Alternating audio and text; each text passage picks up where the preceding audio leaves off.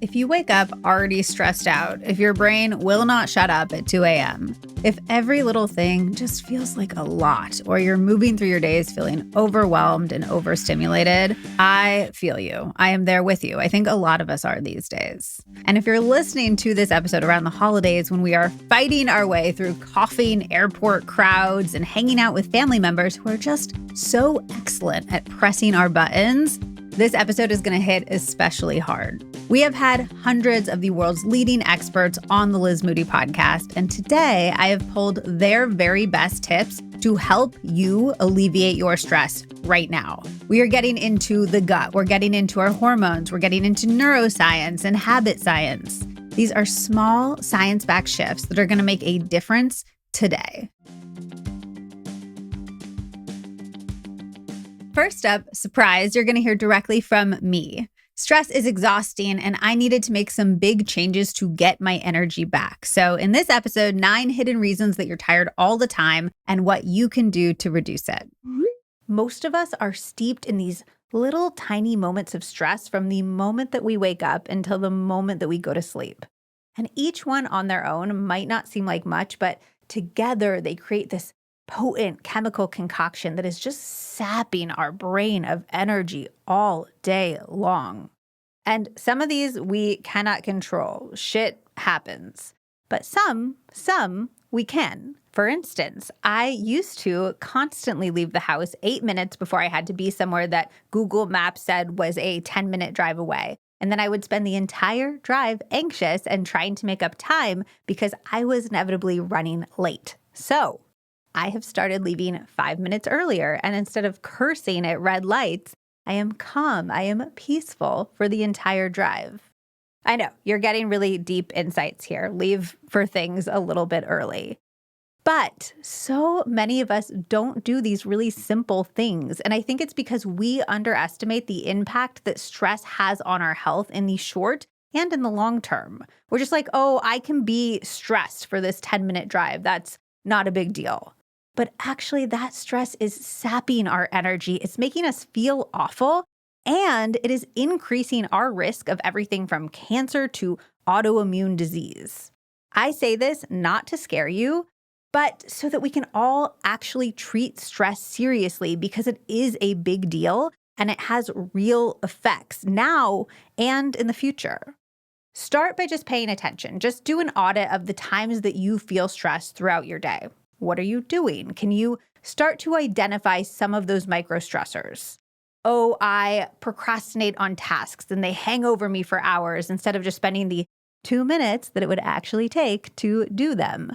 Oh, I never have healthy meals or snacks planned, so my blood sugar drops and I get hangry. This is a really big one that I was guilty of. Now I have carrots and hummus at the ready all of the time, and I just reach for that when I start to get that like blood sugary, hangry feeling. Oh, I scroll on social media or I read my news app and my heart rate gets super elevated.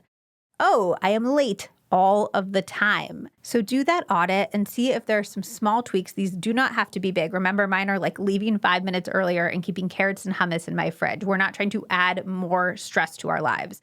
But do the audit and then see if there's some small tweaks that you can do to mitigate some of those moments. This is technically a microstressor, but it deserves its own call out because the research on this is wild. You are suppressing emotions. Suppressing emotions requires constant cognitive energy. In fact, this is crazy. Studies show that overthinking negative experiences can be as exhausting as actual physical labor. You know that email with your boss that you're stewing over? You know that fight that you had with your partner that you haven't quite let go of? You know that conversation with your friend that you keep thinking back on and wondering if she took what you were saying in exactly the way that you meant it?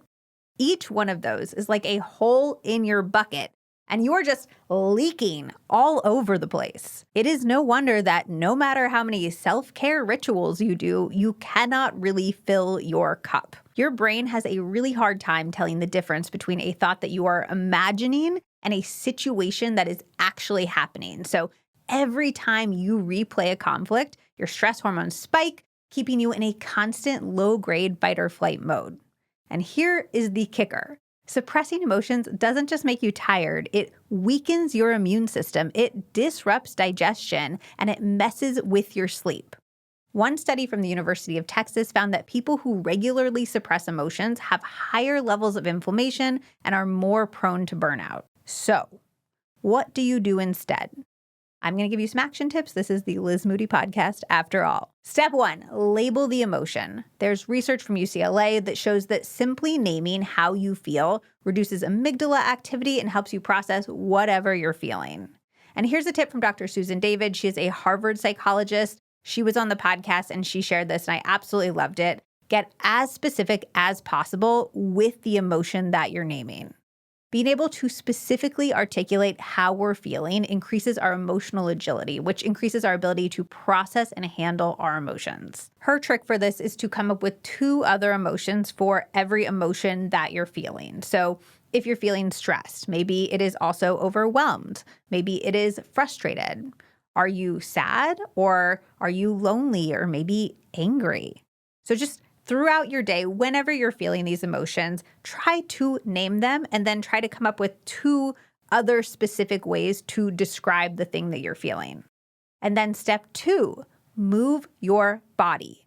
Studies show that even a 10-minute walk helps your brain process emotions faster by activating the prefrontal cortex and releasing endorphins. This is such a cool hack, and I think that it's a huge missing part of the emotion processing cycle for many of us, and why many of us feel stuck in our emotions. It's actually something that they talk about at Hoffman, which is that therapy retreat that I went on. You need to move these emotions through your body. They also talk about it with grief a lot. Movement is hugely important for processing emotions, and a lot of us just skip right over that step. And then the last step is just to express that emotion somehow. It could be in therapy, which I obviously think is wonderful, and it's how my entire family makes a living. But we get huge benefits just from the act of disclosure. You know the trick of like asking your partner or your friend, do you want me to problem solve or just to listen? Or like the flip side of that, when you are trying to give advice and they're just getting more and more annoyed because they really just wanted to have somebody listen. It turns out just that process of sharing what we are going through is incredibly helpful for our brain. So you just listening, that is doing wonders. That is an action unto itself. So name your emotions, get specific, and then talk about them with your friends or a therapist or a partner. Or you can even journal. That counts as disclosure too, and it really, really works. Our next tip comes from Dr. Jenny Tates, author, therapist, and professor of psychiatry at UCLA. This episode, Science-Backed Hacks to Majorly Reduce Stress When the World Gets Overwhelming, is quite literally jam-packed with all of the tips that you are probably looking for this week. So go give it a listen when you are done here. I will link it in the show notes.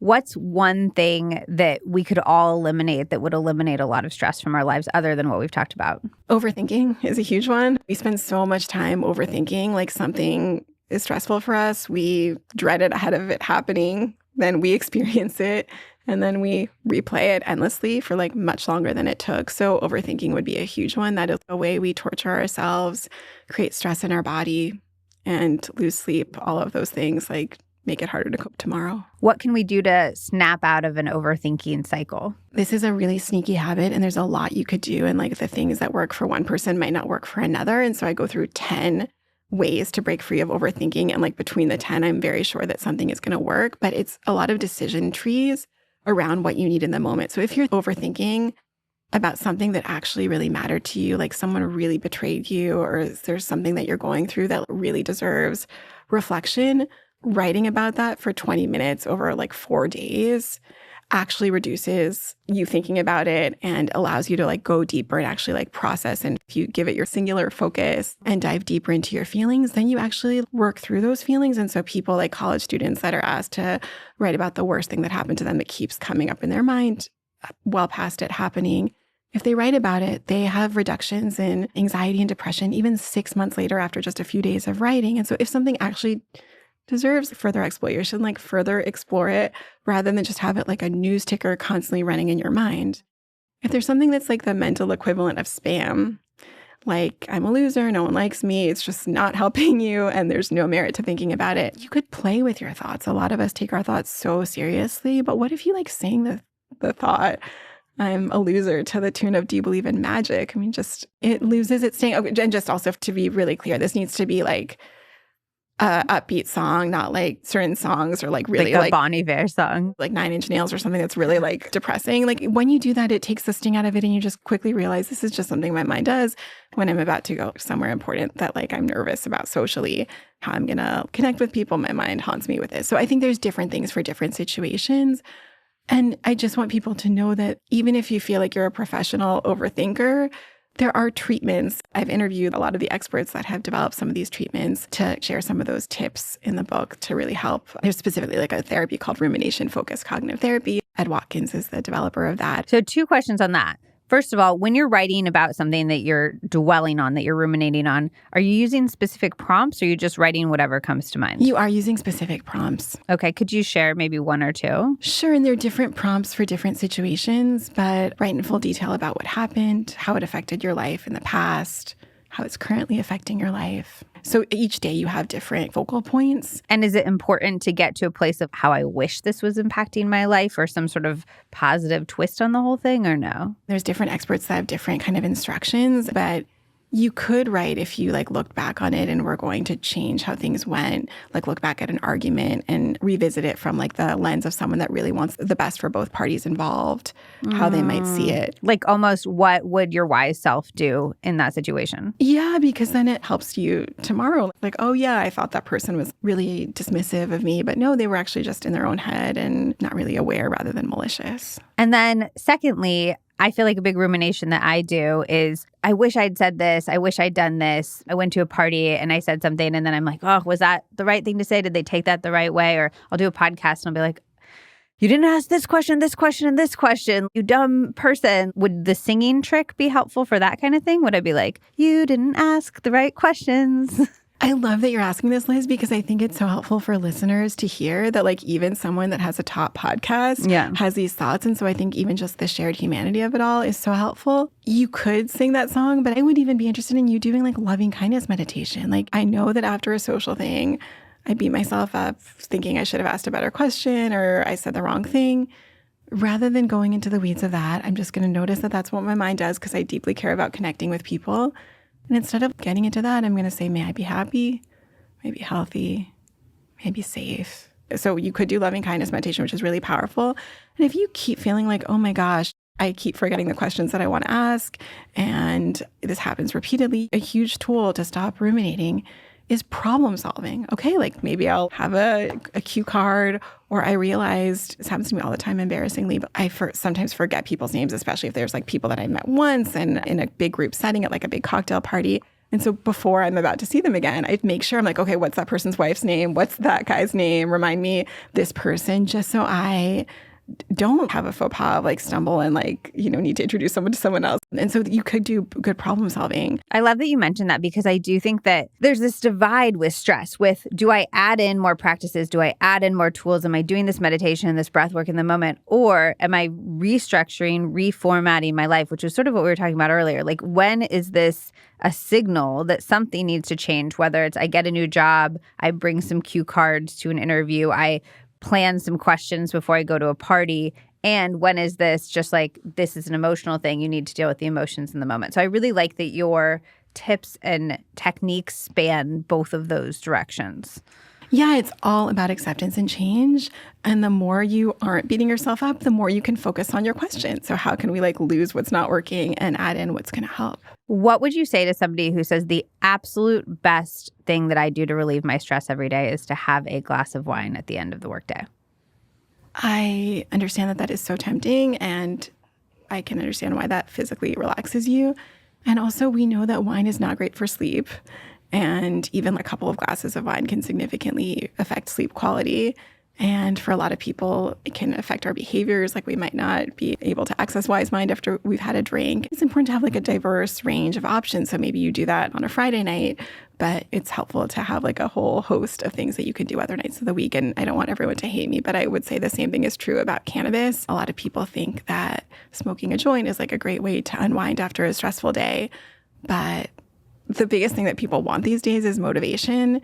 And there's such a huge link between using cannabis and draining your motivation and not being able to think as quickly and sharply, which is what we need to do when we're stressed. Some of the ways that people most typically cope with stress, whether it's taking anti-anxiety medication like Xanax or Klonopin, which 30 million Americans take, which actually also really slows us down and can even lead to cognitive decline if after long-term use, to cannabis, to drinking. Even patients of mine that are not alcoholics have found that not drinking just opens up so many more opportunities for them. They wake up earlier. That leads to like being able to work out in the morning. It creates a virtuous cycle to let go of. And I just want people to expand their minds of, I don't need anything outside of myself. I am my best pharmacy. I love that. Let's say we want that physiological response, though. Like when you drink the glass of wine, when you take a hit of that joint and you're just like, ugh, or take the Xanax, you feel your body having this really physical response. What is a stress reset that gets us the closest to that experience? A body scan, like tensing and releasing your muscles. Like I can tense my forehead, release, notice the difference between tension and relaxation, tense my lips, release, notice the difference between tension and relaxation with each inhale and exhale, relaxing my forehead, my lips, tensing my shoulder, going down. I'm like not a napper at all. Like that's not me. I like feel like I have caffeine in my veins. And I did this at a professional training and I like literally fell asleep in minutes. Like I had to pair up with another professional and we led each person through the body scan. This is incredibly physically relaxing, just tensing and releasing. If you don't want to tense, even just bringing your full attention, you could do this now with me, to like your left toes and like sending your breath into your left toes one at a time, and then sending your breath to your left calf. And then really releasing any tension there without even tensing, just noticing it and like sending air into that part of your left thigh.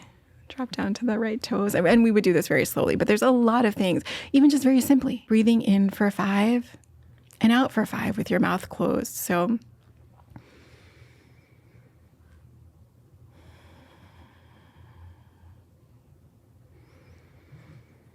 this is called coherent breathing, and this like slows our breathing down significantly. We typically breathe about 18 breaths per minute. This slows it to about a third of that, so 6 breaths per minute, and it creates like a sense of physical tranquility. And all of these things, again, this is not going to be the same as something that we're taking that's going to knock us out quickly, but we're creating this priceless feeling of accomplishment and self-efficacy.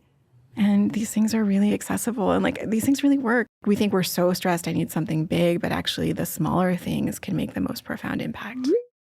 I am so excited for you to hear this advice from Katina Bajaj from an episode where I interviewed her about how the real cure for burnout is not rest, it's creativity. I was literally blown away when interviewing Katina, a creative health scientist. It shouldn't feel revolutionary that being fun and creative combats stress, but in this society, in the world that we live in, it unfortunately is. So listen for the science behind why and how you can implement creativity as a surprising cure for burnout in your own life. When we're talking about our health and our wellness, we are talking about one specific type of creativity, which is something called mini C creativity. This is creativity that's just purely meaningful to you. It's not maybe the viral videos or even, a beautiful painting that you might do in your free time. It's the process and the integration of understanding how we exist in the world. So when we're engaging in mini C creativity, we're not really showing it to anyone. This is something that we're doing in our alone time and our private time. And so the research is actually really clear that this type of creativity impacts our well-being in so many ways that we really don't talk about in our world. First, it impacts our emotions and our mental health. Second, it impacts our cognition and our brain health, our long-term brain health. And third, it impacts our capacity to flourish and thrive. So it not only is reducing our stress, but it's broadening our perspective. It's helping us access awe and wonder. And it's also really making our brain dense, helping us improve our neuroplasticity and the strength of our brain for the long term. What are examples of mini C creativity, like in a day-to-day life? I like to break it down into 3 different forms of creativity. The first one is creative expression, which I think we all know. That is like paint by numbers. Yes. Okay. Yeah. And I even like to go broader than that. It could be picking out your outfit and being really intentional about what you're wearing and putting on your body. It could be dancing in your room. Any way that you are connecting your mind and body that doesn't even need to use words, that is expressing yourself in the physical world.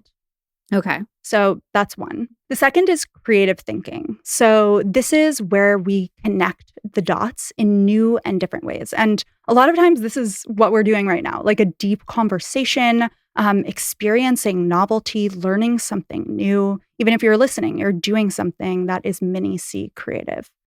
And the third is noticing and appreciating beauty. So I think this is something that gets overlooked so often in our world, but it's really being able to savor, to observe the beauty in big ways and small around you. And then what that does is start to proactively help us experience awe and wonder and a sense of interconnectedness. So many people feel stuck, and I feel like unalive right now. How does creativity help with that? This is like the reason that I got into creative health in the first place. I too was experiencing not just burnout, but kind of this broader sense of disillusionment and lack of purpose, and really finding myself in this place where no other well-being tools were helping me get to this kind of deeper root of, my own struggles. And what I found was that when I started to turn to creativity and this mini C form of creativity, writing in my journal on the subway, noticing a flower for a little longer than maybe just, pounding to my office, this is not scientific, but I like to say that it defrosted my brain. Like, it started to wake me up to these parts of life that we just completely overlook. And there's actually some research on this. There was a study that came out in 2016 where scientists wanted to understand what kind of leads to work-related burnout and how maybe we could begin to combat it. And one of the things that they found was that people who bring curiosity and engagement into any task at work, so that creative mindset, right, end up becoming less exhausted, and they perform better at work. And overall, over time, they increase their psychological resilience. So if we can find those pockets of creativity and curiosity throughout our day, then I think that's a wonderful way to start to increase that autonomy and freedom and engagement, no matter where we are, instead of like completely abandoning our job as it might stand. Can you ground that in reality for me a little bit? Like, what might that look like on a day-to-day basis? Yes, the study was quite kind of abstract, right? What they were saying was, can you think curiously when you're answering an email instead of just churning it out and kind of being robotic in that?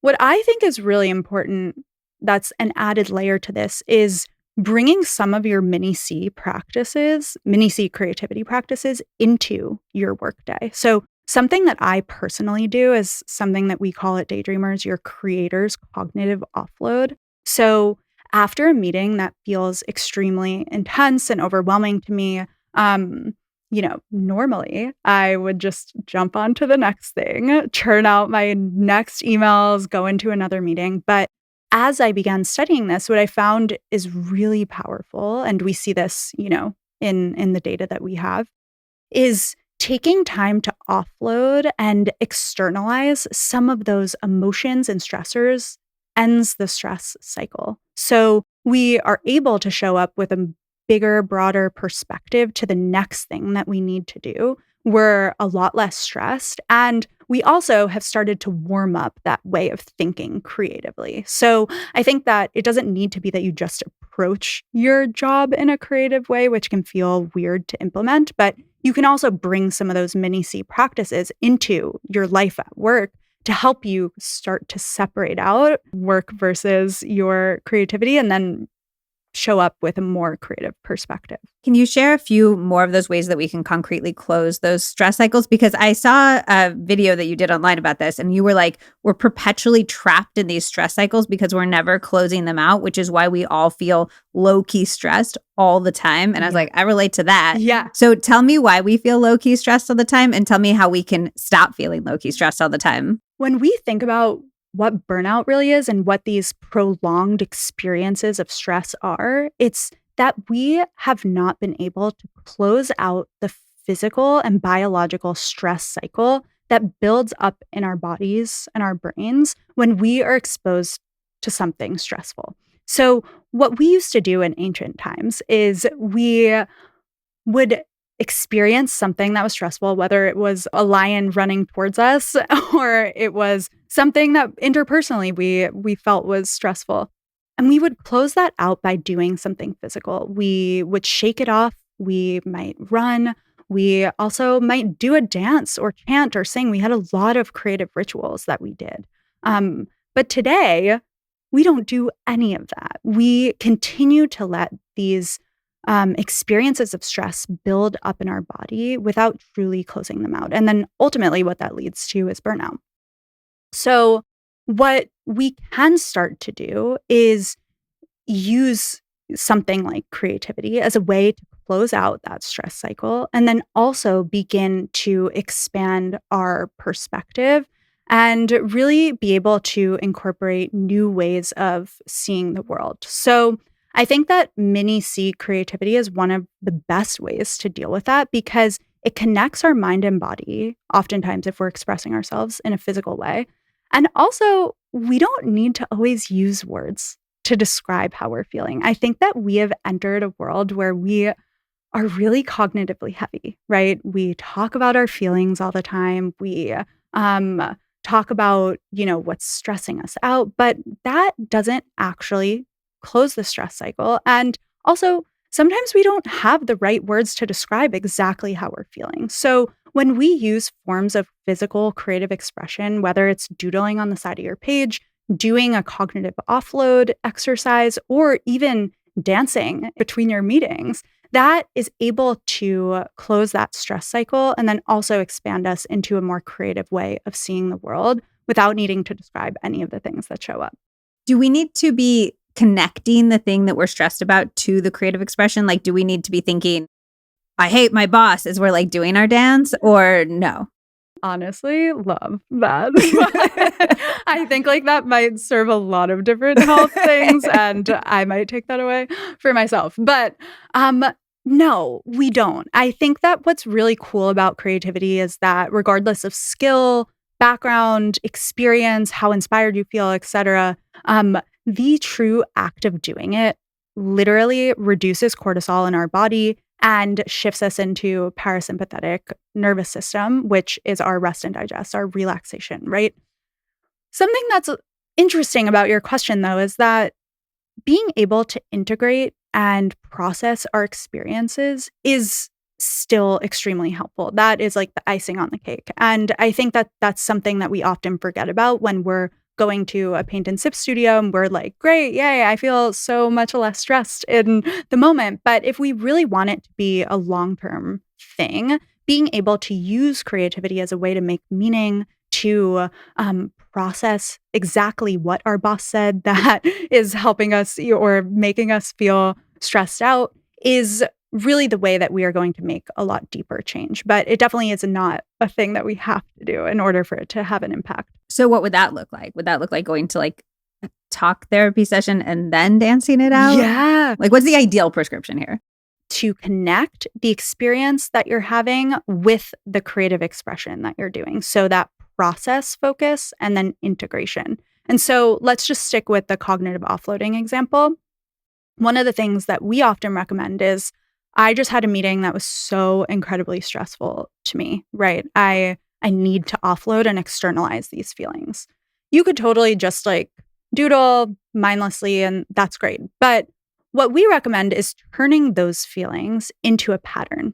So you might be able to not be able to explain exactly what happened, but you might feel really angry. And what you want to do is just draw in complete straight lines and get rid of that anger. You don't need to know what the anger means, why it really is showing up for you at this point, but being able to start to tie in the process of creating and the actual integration and meaning making is a really beautiful way to start to build up this muscle. So it's like what am I feeling as I'm going through whatever this creative expression is. Yes, that's a great way to start.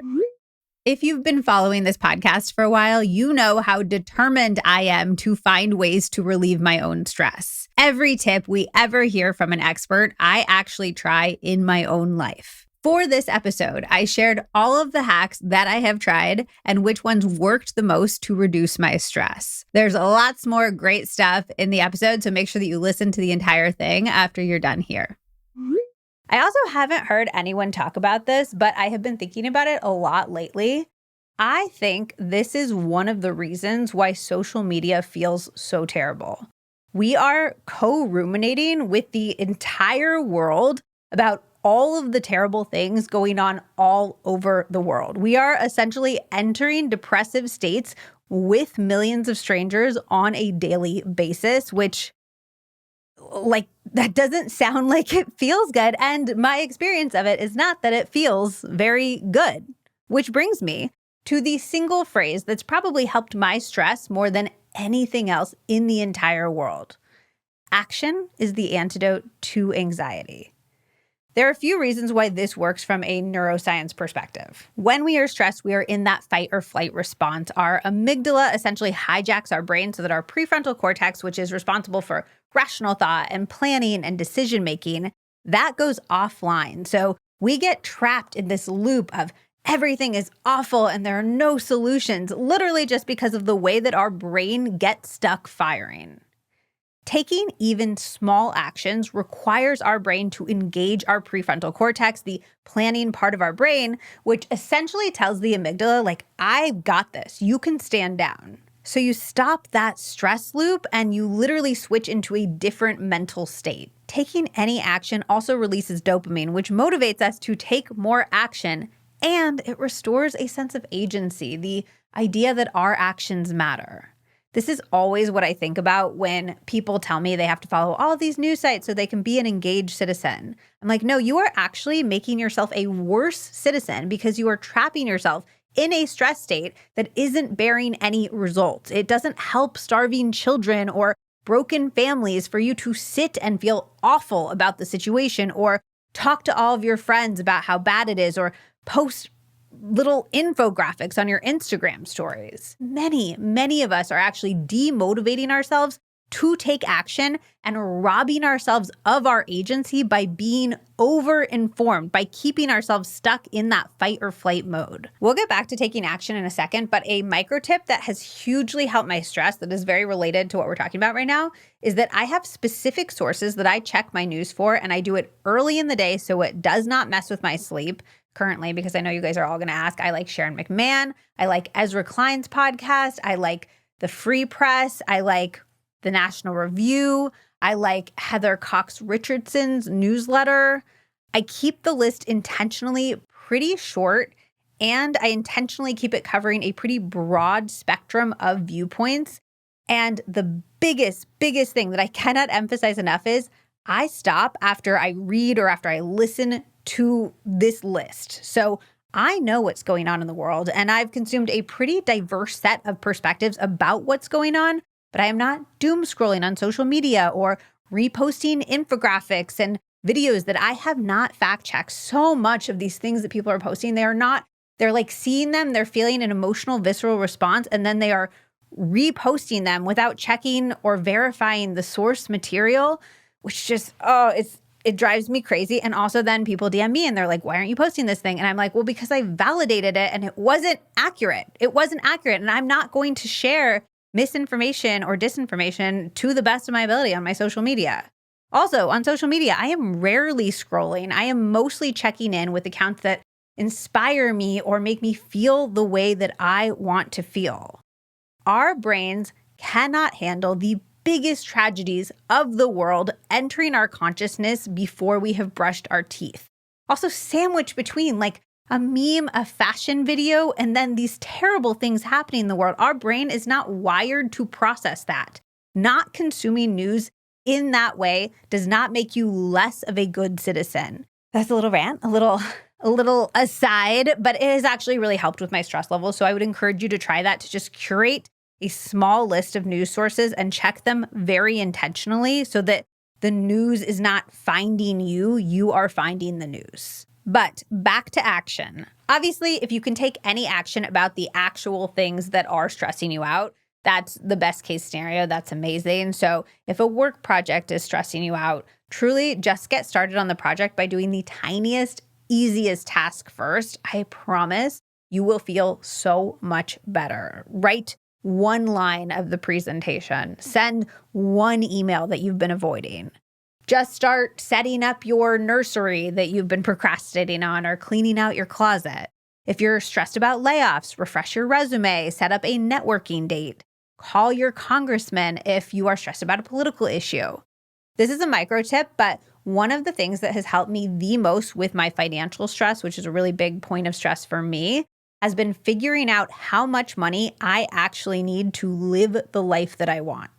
Because until we know what that amount is, the answer is always more. And I mean truly the life that I want, not the life that I see people living on Instagram. I took some time with this. I really sat and thought about it. Zach did too, and we compared our answers because obviously we're living our lives together. But I wrote down my top 5 priorities in terms of lifestyle. And then I researched to figure out how much they specifically cost. Like, how much actually is my dream house? How much is my actual dream vacation? What do I spend on food in an ideal month?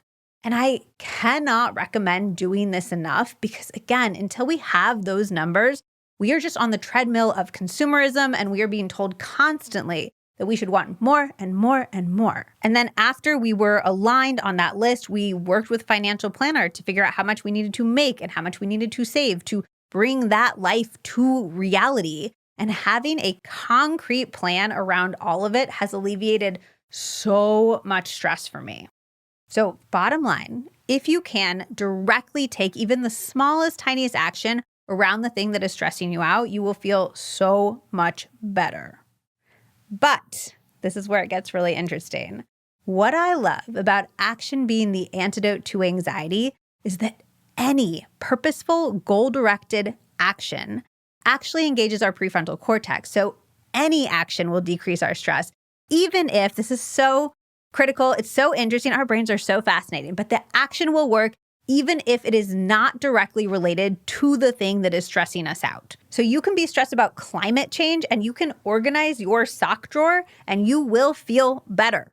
What is the smallest plan that you can execute? Can you clean a room? Can you make an appointment that you've been putting off? Can you return packages? I love returning packages. I feel like I'm making money somehow. Can you follow a recipe and make an interesting dinner?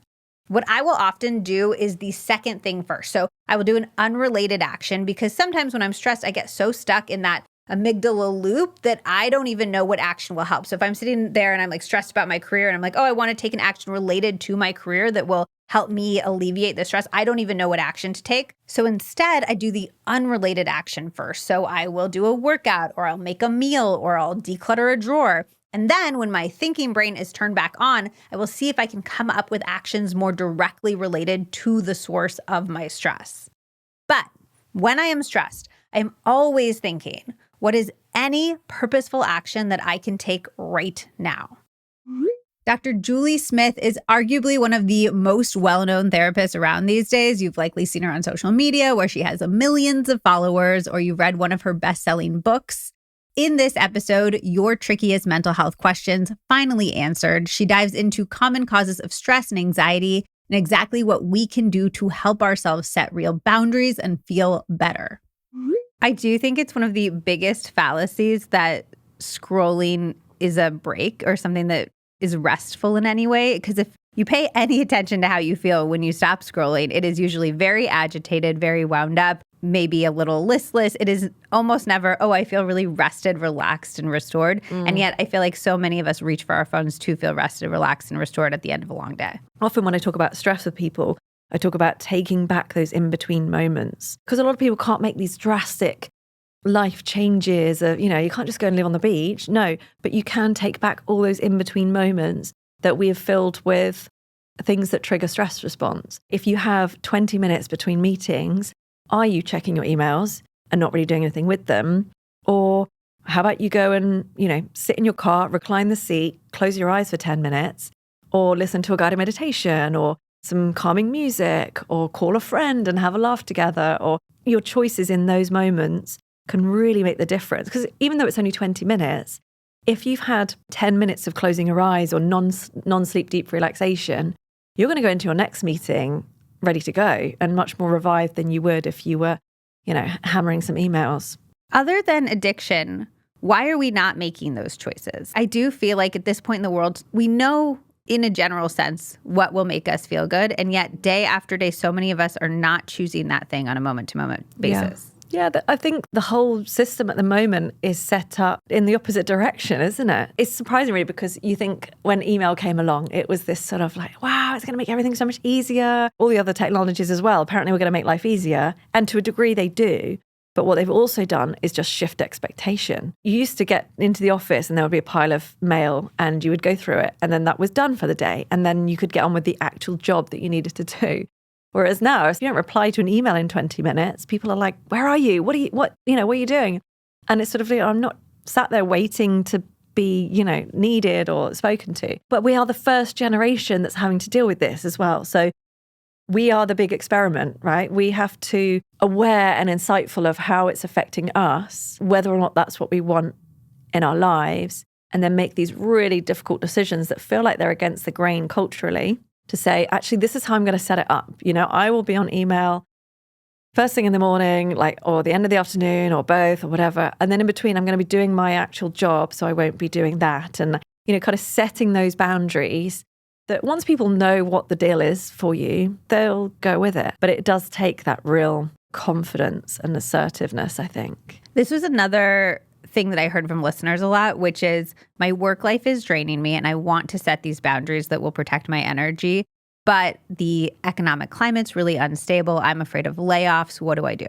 Yeah, do you know, I've heard this way too much about even when people ask for kind of flexibility and stuff with families and parenting, and then are made to kind of fear for their jobs because it's a competitive environment and things like that. And sometimes that is the reality for people. And the thing is with stress and everything being too kind of full on, some people are able to have situations where they're able to make those big decisions about whether they want to be there or not. If this company is set up in this way and this is how they treat people, do I want to work here?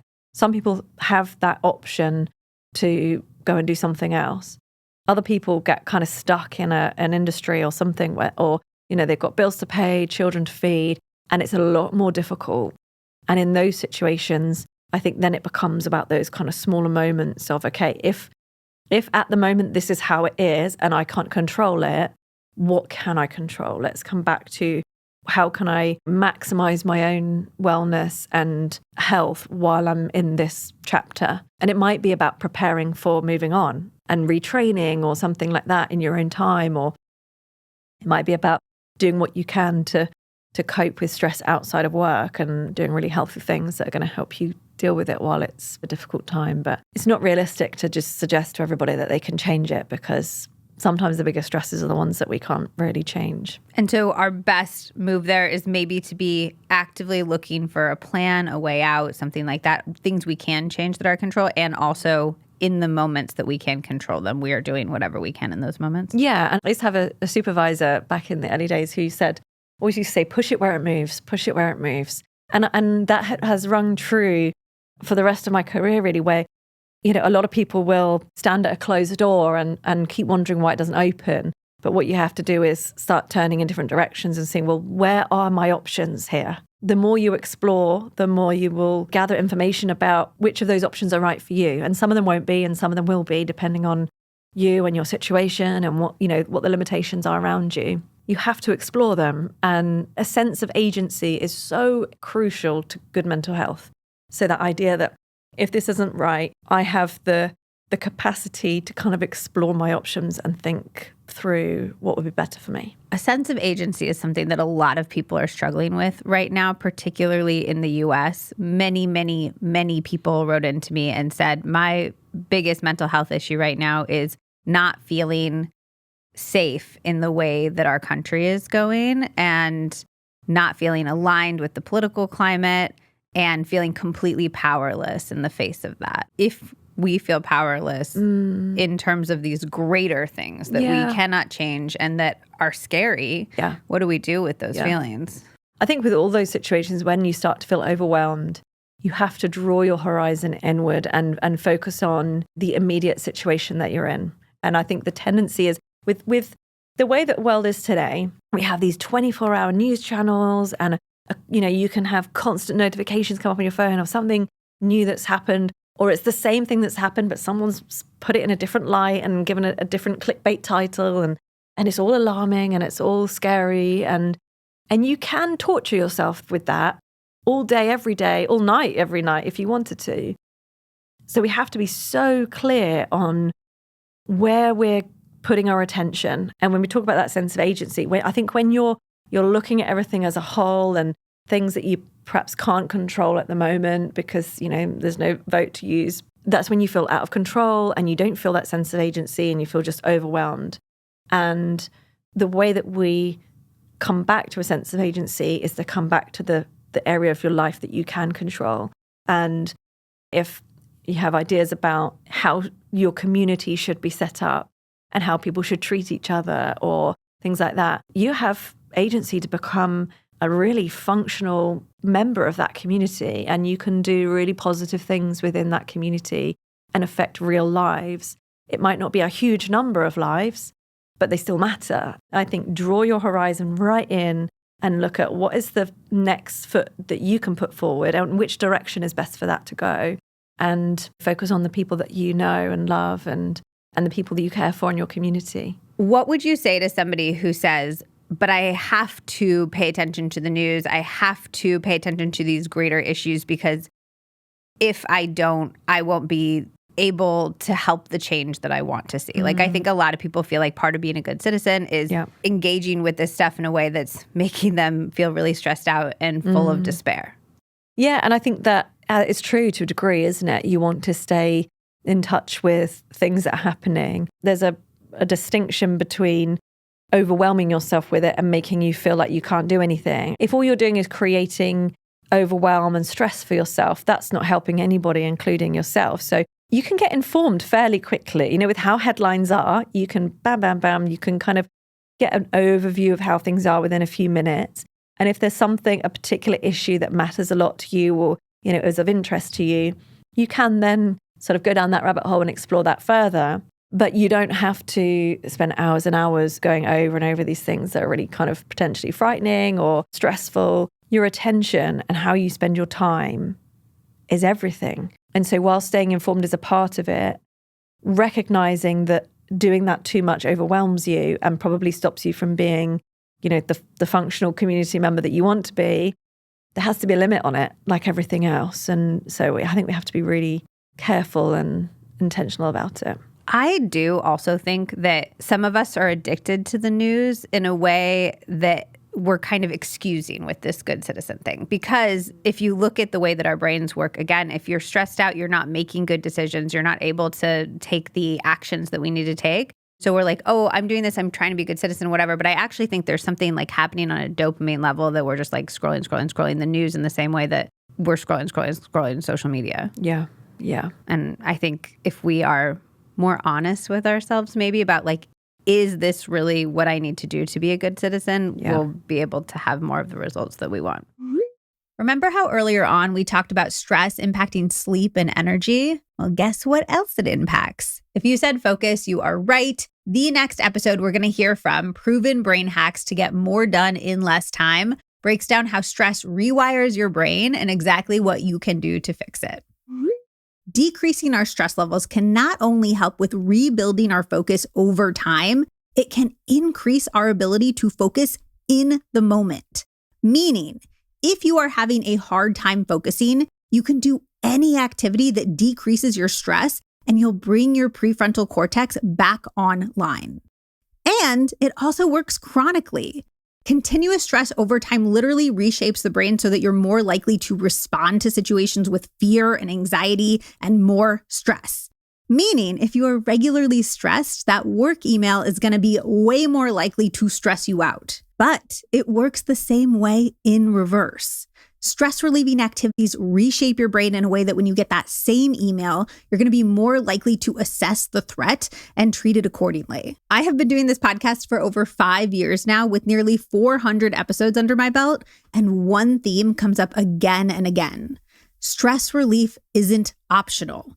It has to be a core part of our wellness practice. I often treat stress like something that I'll deal with after everything else is handled. Like once I've optimized my schedule and crossed everything off my list, then I'll make time for stress relief. Like it's some sort of luxury. But the truth is, working on stress is what gives us the time and energy to do everything else. It needs to move up on the priority list, way up. I have a whole podcast about all of the stress relieving hacks that I've tried over the years and the ones that actually worked. I can link it for you in the show notes. But since I know that you are busy, I know that you're stressed, I'm going to give you a 2-part prescription. I promise if you do both of these things, you will experience a noticeable decrease in your stress levels pretty quickly. Okay, number 1, when you feel stressed, when you feel that tight chest or that racing heart, put your hand on your belly and breathe through your nose into your belly. Do that 3 times. There's a ton of science behind the power of breath work, and this is literally the easiest way to do it.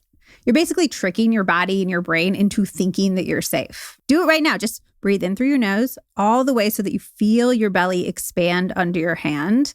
It feels silly because it is so small, but it makes a palpable difference. This is also one of my favorite tricks to get those acute stress relieving focus benefits.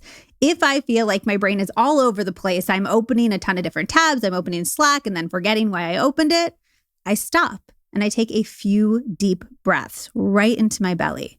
And as my acute stress goes away, I find myself way more able to focus. And number 2, read before bed instead of being on your phone or watching TV. A paper book, a Kindle, just not an LED screen. Reading is essentially a form of meditation that's been found to decrease stress levels. So you're decreasing your stress and rewiring your brain that way. And then having decreased stress and less blue light is going to make you sleep better, which is going to have a hugely positive impact on your overall stress levels. So just try those 2 things. I promise they make a huge difference. Lauren Papanos is an RDN specializing in functional endocrinology who sat down with us a few times to get into goodies like hormones, diet, and exercise. In this particular episode, What Social Media Gets Wrong About Hormones, a guide to what's real and what's BS, we get deep into cortisol, aka your stress hormone. Listen up for functional, easy ways to balance your cortisol and keep stress in line.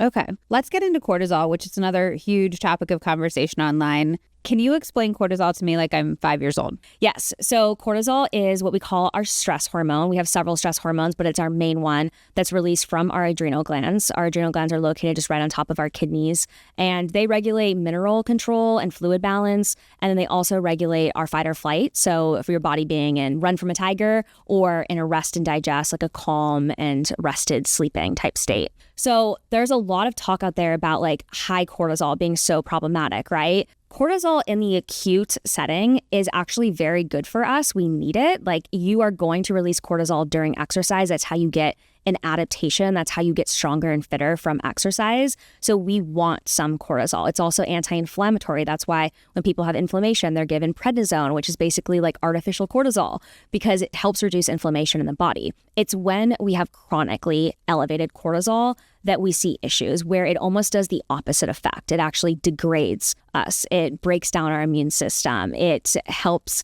our body store more energy. It doesn't mobilize energy. So it can be really problematic when it's in chronically elevated levels. I think that the big issue is that people call it cortisol dysregulation or like high cortisol. Really, I think we should be calling it like HPA axis dysregulation, which I know isn't as sexy sounding and more sciencey, but really that's what we're talking about. Is we're talking about the HPA axis, which is our hypothalamus pituitary axis. It's in our brain. So basically how our brain is talking to the rest of our body, that is dysregulated. It's not working in the normal rhythms, and there's not the adequate levels of hormones being released at the times that they should be. That's really what we're referring to when people are talking about cortisol being so problematic. And cortisol is part of that, but not all of it? Correct, yes. Yeah, cortisol drives the HPA axis, though. Do you think that cortisol dysregulation or HPA axis dysregulation is as prevalent as social media would lead us to believe? I think that it is, but it's not always high cortisol. That's the issue. And I get messages all the time. People, they're like, well, what about if I have low cortisol? And I'm like, you're right. Nobody ever talks about low cortisol. And the reason why is because low cortisol happens after high cortisol. So the way that we treat it is almost the same as you would treat like high cortisol, right? So with any system in the body works in overdrive. And then it's like, I'm tired, I need to take a nap. And then it doesn't work as efficiently as it should. The same thing that happens with like diabetes development is like your body's producing a lot of insulin. And then the pancreas is like, I'm tired, I can't keep doing this. And then diabetes develops. It's the same thing that happens with low cortisol is that you've been in a chronically high cortisol state. And then now you're in a low cortisol state to where you're not making any cortisol. And that's generally when people feel the most symptomatic. That's usually when they think they have cortisol problems, but it's not high cortisol. They have low cortisol, but that's when they feel all the fatigue and the depression and all of the mood-related symptoms. What are some of the symptoms that are actually real signs of this dysregulation? Because online there's so many that people talk about. Yeah. So both high and low are going to cause some similar symptoms, but generally the big one is going to be waking up in the morning feeling totally flat, feeling like you cannot get out of bed. That's usually a sign there's low cortisol in the morning time, because cortisol is that hormone that wakes you up. Think of like cortisol as just being sunshine, right? When you see sun, when your pineal gland behind your eye gets exposed to sun, that's what signals to make cortisol. So if we're not seeing sun, then there's not going to be adequate cortisol production happening in the morning time. And then as your day goes on, cortisol should really drop off at its lowest point in the evening. And then that's what should signal to our body to make melatonin to help with sleep and recovery and such.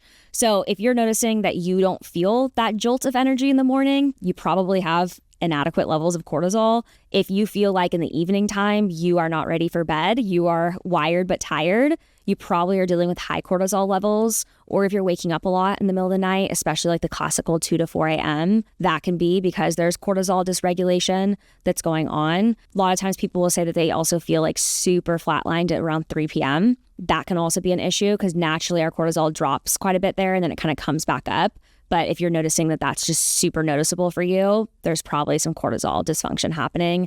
And then there can be more severe symptoms like hair loss, anxiety, irritability, fast heart rate, and then all of the hormone, like sex hormone thyroid symptoms. Because if your cortisol is out of balance, it's going to cause issues with estrogen production, progesterone, testosterone, thyroid hormones, all of those hormones downstream. Cortisol does increase visceral fat accumulation, which is the fat that's around your organs. So you're going to notice it in the abdominal area. Generally speaking, if your weight gain has really been in that one area, like in your abdominal area, or you're noticing that maybe you used to store fat in like your legs and lower body or arms, but now it's starting to be redistributed towards your stomach, that's likely a cortisol response. And if we are listening and we're like, check, I have this visceral fat, I am tired but wired, all these things, do we treat these different things differently, or are they treated all by getting your system back into a regulated state? Yes, it would mostly be through getting our system back into a regulated state and looking at where can the room for improvement be. Is it like maybe there's nutritional low-hanging fruit that's causing the cortisol dysregulation? Because what you eat and when you eat has a huge impact on cortisol production. Is it like the exercise you're doing or the balance of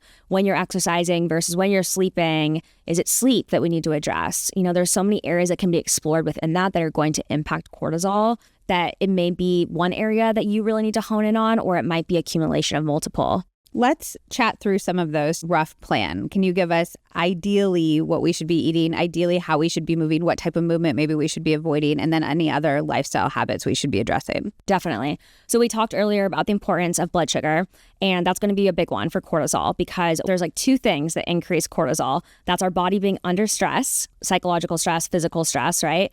And then our body being in a low blood sugar state. So our body naturally has to make cortisol, and it's going to do it at the expense of every other hormone because it's a survival hormone. And our body makes it mainly to keep blood sugar levels regulated so that we never get into a really low blood sugar state because we would die if we were really low blood sugar. So when our blood sugar gets really low, our body releases more of that cortisol. So just by working on regular eating patterns where you're not going more than 6 hours, you're making sure that when you're eating that it is creating a healthy blood sugar response. That's a a really good way to support your cortisol rhythms. Also making sure that you're getting adequate minerals. The adrenal glands are, like I mentioned, they also regulate mineral corticoid production. So minerals and vitamin C are incredibly important for your adrenal function. Wait, can we stop there? Because Yeah. there's a cortisol cocktail that's really viral online, and it's basically coconut water, orange juice, and then electrolytes or sea salt. So is that why? Because it's basically vitamin C and electrolytes? Exactly. Yeah. And your adrenals are really rich in those. Vitamin C is actually most concentrated in your adrenal glands. And then when your body's making more cortisol, you actually release more minerals and sodium into your urine. So you become depleted, and then you need those to then make adequate hormones.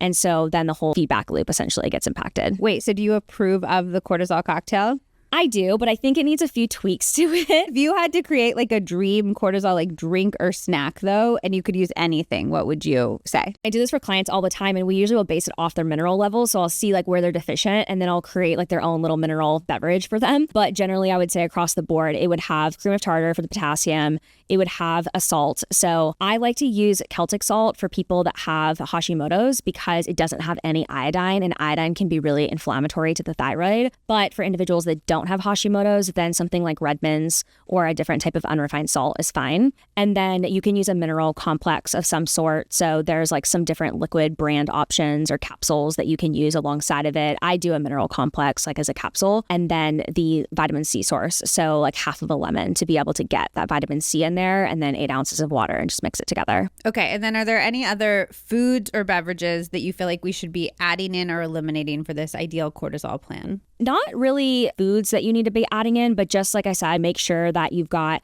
good stable blood sugar with how you're pairing your foods together, and don't eliminate carbs because carbohydrates do lower cortisol. So yeah, you don't want to go crazy with them to where they're causing this dysregulated blood sugar response, but if you're eating them within the right balance of your meal, they are actually going to suppress cortisol. Okay, and then exercise. There's a lot of confusion about what impact different types of exercise have on our cortisol levels. So can you clear it up? Yeah, so exercise in general is going to create a cortisol response because exercise is a physiological stressor, and it's a good stressor, but it does create a cortisol response because of that, and that's how you get the adaptation. So it really depends on the type of exercise you're doing. From the literature, we know that the higher in the intensity, the more cortisol, which intuitively makes sense, right? Like if you've done a SoulCycle class, you're like, yes, my cortisol is through the roof right now. It's pretty intuitive to know what's causing more of that cortisol response. Generally, more of your resistance training and higher intensity interval training is going to create more of a cortisol response.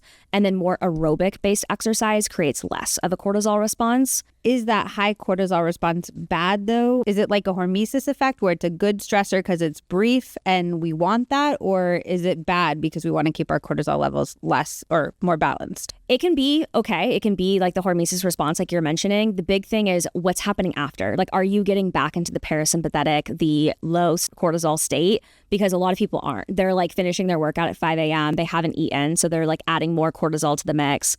And then they're getting done with the workout, rushing to work, not eating again for another couple of hours, adding coffee to the mix, right? Yeah. So it really is about the environment and then also the frequency. So if you're doing something high intensity every day like that, that's going to cause more of this adrenal dysfunction than if you're dosing it, here and there 1 or 2 times per week and you're allowing adequate recovery. It's all about that recovery. The recovery is really where all of the magic happens for exercise. If you could wave a wand and have us eliminate some habits that we all commonly do, what would you say? And don't just say like stop stressing, because we're all trying and it's really hard. And I would never say that because that's one of my biggest pet peeves is when people say, just reduce stress. 'Cause Yeah. it's like, well, that would be nice, right? Tell us, if you know Tell how, me though, how. do tell us, because like I would love to know. I just always say control the controllables when it comes to that, because our body doesn't know the difference between stress. So like the things we can control is what we eat and how nutrition creates a stress response, like our workouts. We can control those things, we can control like the family, the work stress. So those are more of the uncontrollables. And so when those are out of whack, then reduce the other areas that are in your control. And it's like always this ebb and this flow between that stress response. Are there any stress relieving practices that you've seen in your own clients have had an outsized result? I would say the biggest one is getting outside. I think that's probably the most profound effect on people's stress response, like just taking a quick break. Because I think so often either A, we are inside all day and we're not getting that sun exposure, or B, you're just like going constantly from one thing to the next. One of the best pieces of advice that a therapist universe ever gave me was to create more buffer in my day. And it's been something I've taken with me and I'll take it to the grave.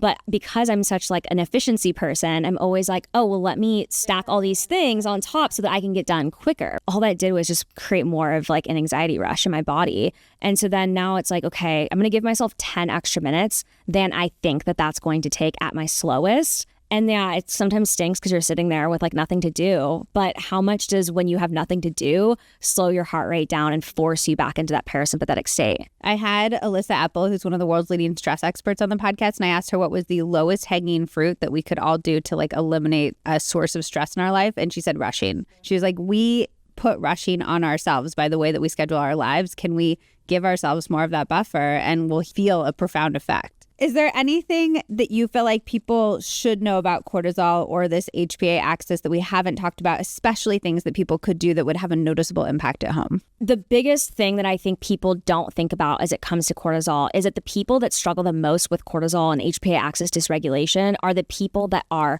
under eating and over exercising. We cannot reduce our cortisol response if we don't address those two areas. Like we have to be looking at ways to better balance how much we're eating, when we're eating throughout the day, and how much exercise that we're doing, or your cortisol dysregulation is never going to get any better. The next episode that we're going to hear a little bit from is called I've Been Having a Hard Time Lately. And it's probably one of my most vulnerable episodes to date. This last year has been one of the most difficult, emotional, and stressful years that I have had in my life. I am not one for toxic positivity in myself out of things. So in this episode, I share the habits and tools that I have been relying on to keep myself moving forward with a clear headspace. Your brain doesn't check a scoreboard before it decides whether to release stress hormones or activate your nervous system. From a mental health and neuroscience perspective, pain is pain and your body responds accordingly. When your brain interprets something as threatening or overwhelming or emotionally painful, it triggers a real stress response. Cortisol floods your system, your fight or flight mode activates, and your entire nervous system reacts even if somebody else's situation seems worse on the outside. Research clearly shows that it is not the situation itself that causes emotions, but how your brain interprets that situation. That is why two people can go through the same experience and have completely different emotional reactions. Your brain filters everything through your personal history, your past trauma, your beliefs, your fears, your emotional triggers. So if your system is responding, it is not fake, it is not dramatic, it is not overreacting. It is real. Your emotional pain is valid because your brain and your body are experiencing it as real, and understanding that, making space for that, is key to healing. So when I feel my absolute worst, I double down on checking off the basics. Am I hydrated? Did I get outside for my circ walk? Did I move my body today? Ideally, that movement is a bit more active, walking a lot or doing some strength training. Personally, strength training has made a huge difference in my mood. Like the day I do it, I will feel notably mentally better than if I don't do it on that day. I also start every single day with 2 huge glasses of water with electrolytes. I make sure that I'm eating protein. I'm getting my veggies. I am fueling my body instead of skipping meals or grazing on whatever is easiest. But this is the key part. I do not wait to feel motivated. I rely on my routine. I build structure around these habits. I create accountability because I know that I cannot fully trust myself in these times in my life. My morning routine starts with the water, and then I get outside, even if it's just 1 loop around the block. I don't have to do more than that, but I do have to do that. And then I head to the gym at the same time every single day. And I have been planning as much as possible to go with friends or to go with Zach because honestly, I am way more likely to flake out on myself than on somebody else. That accountability makes all of the difference. The way I see it, we are basically just big plants. We need sunlight, we need water, we need nutrients. If we do not give ourselves those things, we start to wilt no matter how much inner work or therapy or mindset stuff that we're doing. So this is me watering the plant first. When I feel my lowest, I tend to focus on all of the things that are out of my control. And then I spiral about how I lack the power to make my life better, which is the opposite of what our brains need. This is what I remind myself of when everything feels out of control. The next time that you feel overwhelmed by everything going on in the world, remember that study after study after study has shown the mood-enhancing effects of having agency. And we really do have so much agency, but it's about shifting your focus from what's out of your control to the things that are in your control, the things that you have agency over. And that feeling of agency is going to transfer over. It's like a magic trick, but one that's been backed by centuries of psychology research. Feeling agency over little things, things unrelated to whatever you are actually scared or depressed over, rewires your brain in a way that makes you feel less scared, more empowered, less depressed about the bigger things, the things that were the real problem in the first place. So if this is you right now, ask yourself, what agency do you have? Again, it does not need to be related to the actual reason that you do not feel good. If you are going through a breakup, your agency does not need to be around relationships. Maybe your agency is helping your friend with a work problem. Maybe it is cleaning your house. Maybe it's volunteering. Any agency is going to create this chain reaction in your brain that's going to make you feel so much better. In this episode, I was joined by UCLA professor and renowned neuroscientist and gastroenterologist, Dr. Emran Mayer. We got into how to rewire your gut and brain to reduce stress. And this is one of my favorite tips that he shared. There's these circuits within the brain that generate emotions. And then they're linked to what we call the central autonomic networks that generate signals that go back to the body. So anytime anybody experiences a negative emotion, that will be mirrored in the gut. So I read this in your book, and I always I kind of had a vague sense of my stomach hurts when I'm stressed or blah, blah. And you're like, no, on a physiological level, your gut is mirroring what's going on in your brain. Yeah, and it's actually fairly specific what emotion it is. So it's different for the fear response or anger. So fear response that inhibits your stomach and stimulates the end. So that the two parts of your GI tract that are most susceptible to these influences is the proximal part, so the esophagus and the stomach, and the end of your intestine that receives the strongest inputs. So that's why you have these symptoms, what's now called functional dyspepsia, or symptoms that are referred to the upper GI tract, often reflect a inhibition of gastric contractions. And on the other hand, with anger, you get the opposite. You get this really strong, and all this has been measured in experiments. Wait, so with anger, you get really strong gastric contractions. So will you feel like you need to poop when you're angry, or no? No, so gastric, so it's the upper part. So you feel like cramps in your upper part of your stomach. And with anxiety and stress, it's the lower part. There's urge to have a bowel movement or diarrhea. Yeah. That's so. My first time I did my first event on my book tour, I was doing a one-woman show, and they were actively introducing me, and I turned to my husband and I was like, I really need to poop. And he was like, you can't go poop. They're actively introducing you for hundreds of people. And I was like, no, I really need to. But I think that was just my anxiety. Yeah, that was anxiety. And I did the show, and it was great. Yeah, well, so this is all why you say you shouldn't eat while you're stressed, correct? I always try to sort of go back in evolution and in history. So food intake in general, particularly once cooking became part of human interactions, it was a social event, sitting together, being relaxed, feeling good. With animals, it's a little bit different. When you see, when a lion catches an animal and then they fight over it, and with the other lions. But with humans, it's pretty clear. It's a social event, and that's a very important point to come back to.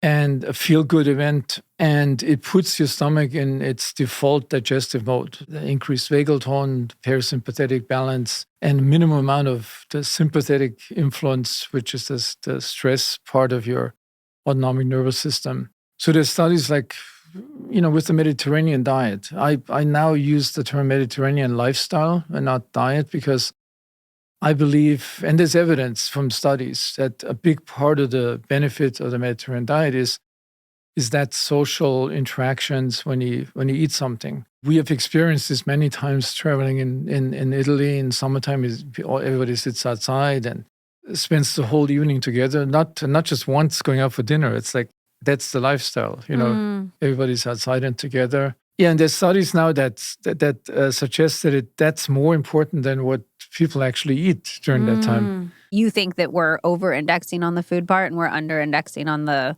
social and the slowing down and the lifestyle part? Yeah, I've come to the conclusion it's a real holistic view of gut health, that it's influenced obviously by the brain. We know a lot of studies about the negative ones, the stress, anxiety, anger. Much fewer studies on the positive dimensions of brain states like relaxation, meditation.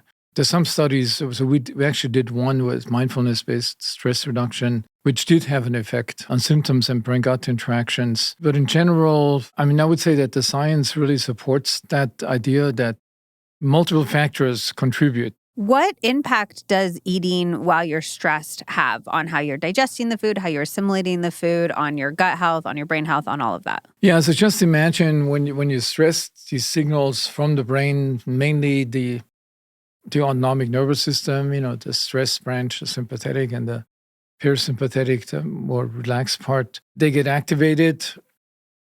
You have a much more stronger sympathetic tone.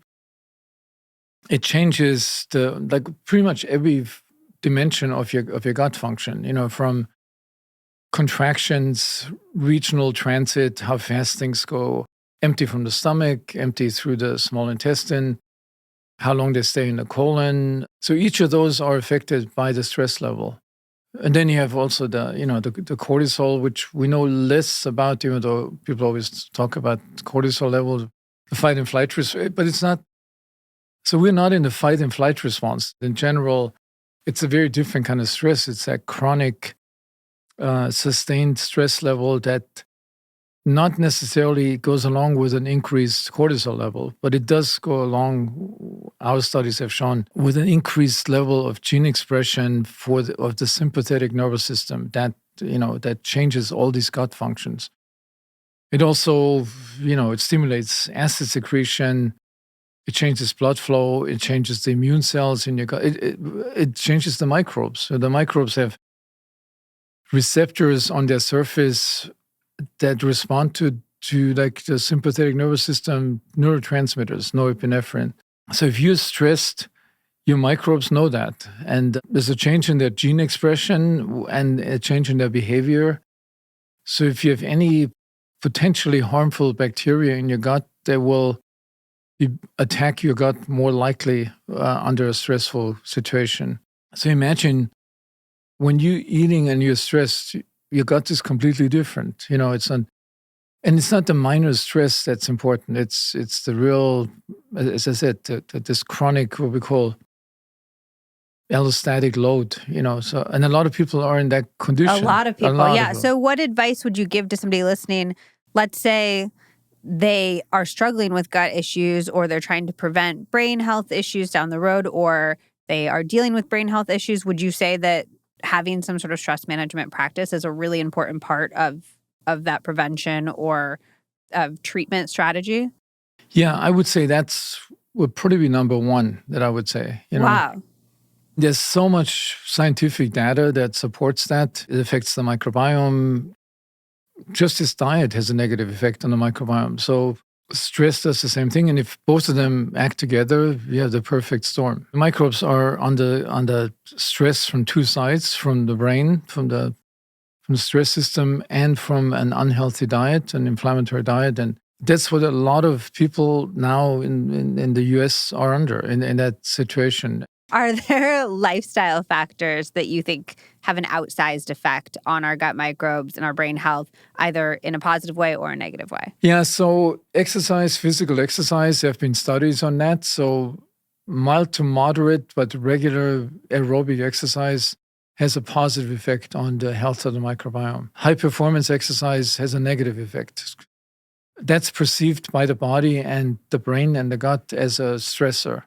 And you see exactly the same changes you would see with a severe with trauma. You get increased permeability or leakiness, inflammation, diarrhea. If you do these things like marathon running, which has obviously become very popular, it's good for your mental well-being, I think, but it's not beneficial for your physical health or your gut health. I would say clearly a benefit through stress reduction and probably through other mechanisms as well that, we incompletely understand. I mean, there are studies also on long-term meditators that have shown an effect on the gut microbiome. Do you meditate? I try to, I do sort of simple things like autogenic training or progressive muscle relaxation, which is sort of a cheap way of doing meditation. Been phases in my life where I've done it more regularly in the Zen Center in downtown LA. But with our lifestyles, it's hard to do it. But the research bears out that it is beneficial. Yeah, but then there's a strange thing. If you look at the life expectancy, I always like to go back to real life examples, just like in Italy, in Parma. The life expectancy of monks is not higher. If anything, a lot of them die at an earlier age. This may have to do to other factors. I mean, living in high altitude in the Himalayas may not be the healthiest thing. But the meditation by itself does not guarantee that you become a centenarian. That's interesting. I think of it, though, as like because our daily lives are so stressful, we need to figure out some way to mitigate that, whether it's meditation or reading or the community time, like all of these things we've talked about. But like to not have something to deal with the fact that modern life is really stressful is problematic. Yeah. And so once you recognize it and you realize the health implications of this allostatic load, I think that gives you motivation to and both the regular and average exercise and the contemplative practices. And I would include everything, even the short periods of abdominal breathing, I would count into this. Or like dinner with your friends. Dinner with your friends. Yeah. Back to what we talked about at the beginning. Like that is an important health practice and we need to be talking about it as such. And with that, I will send you off into your airport security lines and preheated ovens. What I would love for you to do right now is to write down one tip that you just heard and just experiment with using it throughout the week. Just one tip. I promise it'll be worth it when you find yourself able to relax and enjoy this time of year a little bit more. This podcast exists to help you create your happiest, healthiest life using science-backed tips and tricks that actually work. If that sounds like your kind of thing, I would love if you hit that follow or subscribe button.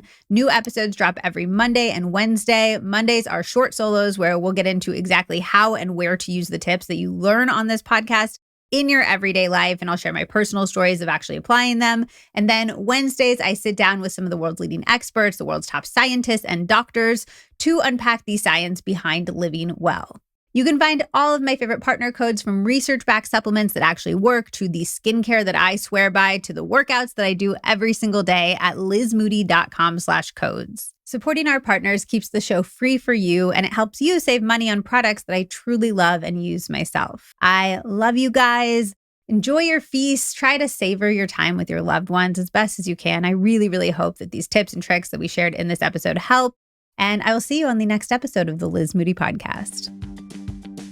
Oh, just one more thing. It's the legal language. This podcast is presented solely for educational and entertainment purposes.